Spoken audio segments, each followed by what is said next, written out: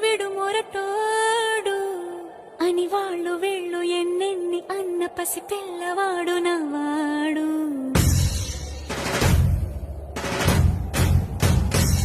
విడు ముండోడు అని ఊరు వాడ అనుకున్న గాని మహారాజు నాకు నవాడు.